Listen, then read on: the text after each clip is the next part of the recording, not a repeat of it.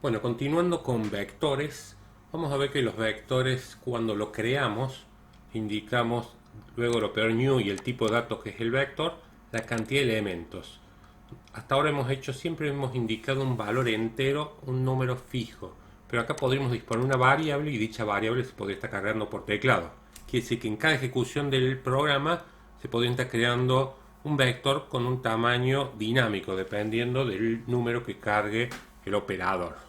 Luego haría inviable plantear for con valores fijos y para eso, como los vectores son objetos, la clase vector tiene un atributo llamado len. El atributo len, si lo imprimimos, va a devolver la cantidad de elementos que reserva dicho vector. Luego podemos acotar los for utilizando ese atributo len. ¿Sí? Si acá pasamos en can el valor 10, luego accedemos al atributo len, vamos a ver que tiene almacenado el número 10. Ese atributo es de solo lectura, no lo podemos modificar, sino que se inicializa en el mismo momento que creamos el vector. Veamos un problema para entender cómo acceder a ese atributo len y cómo crear dinámicamente un vector.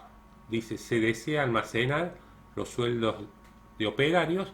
Cuando se ejecuta el programa se debe pedir la cantidad de sueldos a ingresar. Luego crear un vector con dicho tamaño.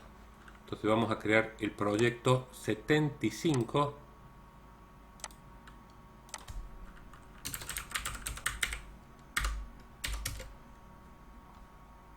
Bueno, vamos a crear una clase.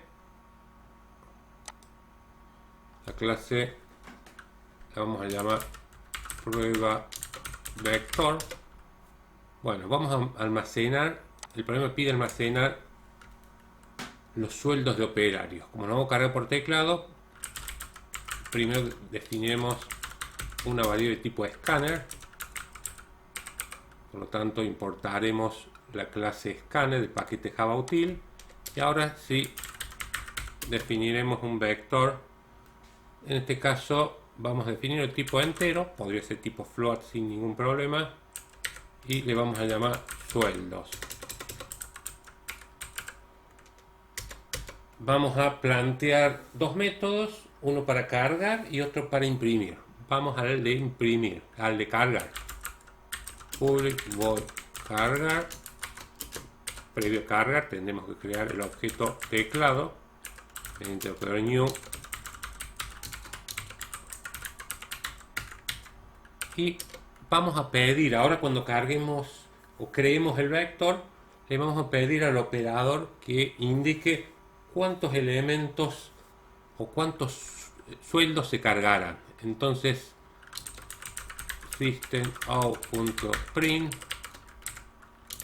cuántos sueldos se cargarán y cargamos una variable entera.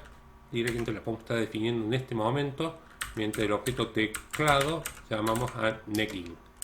Y ahora sí vamos a crear el vector sueldos mediante el operador new y cuando lo creamos pasamos como dato entre los corchetes la variable can.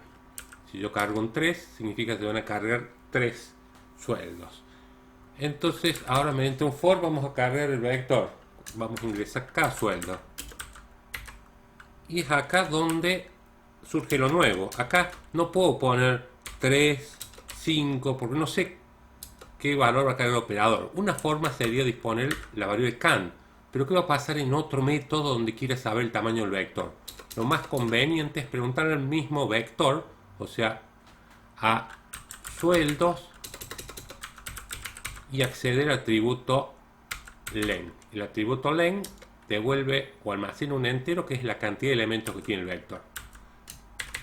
Con eso ya tenemos el for que se puede repetir tantas veces como elementos tenga el vector. Dentro del for vamos a estar pidiendo que ingrese cada sueldo.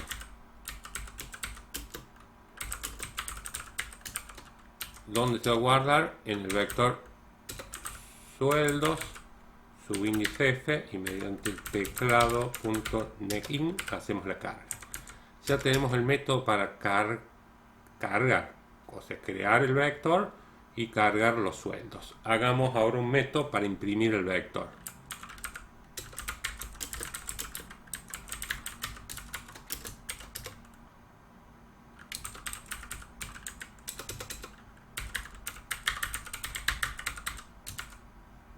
Vamos a hacer el listado de sueldos y mediante un for que empiece en 0, f menor, le preguntamos al vector sueldos, al atributo len, cuántos elementos tiene, y recorremos mediante el for y vamos imprimiendo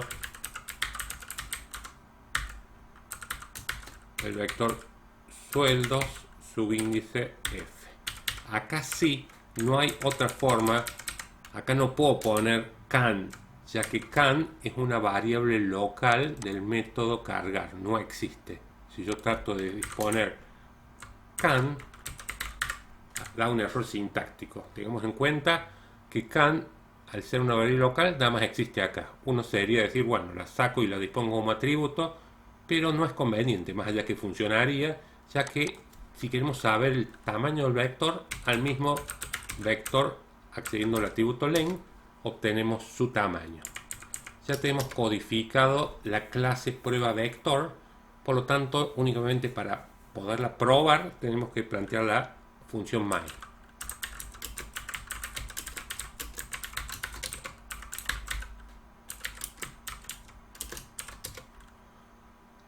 Definimos un objeto de la clase prueba vector.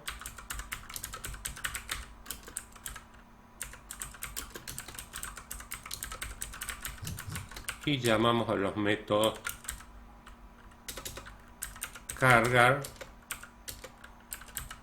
e imprimir. Vamos a probar a nivel lógico nuestra aplicación y vamos a decir que vamos a cargar 3 sueldos.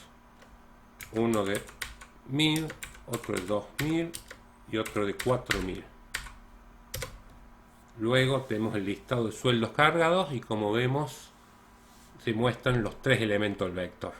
Decimos que es dinámico en cada ejecución del programa, ya que si ahora digo que voy a cargar 5 sueldos, no hay ningún problema.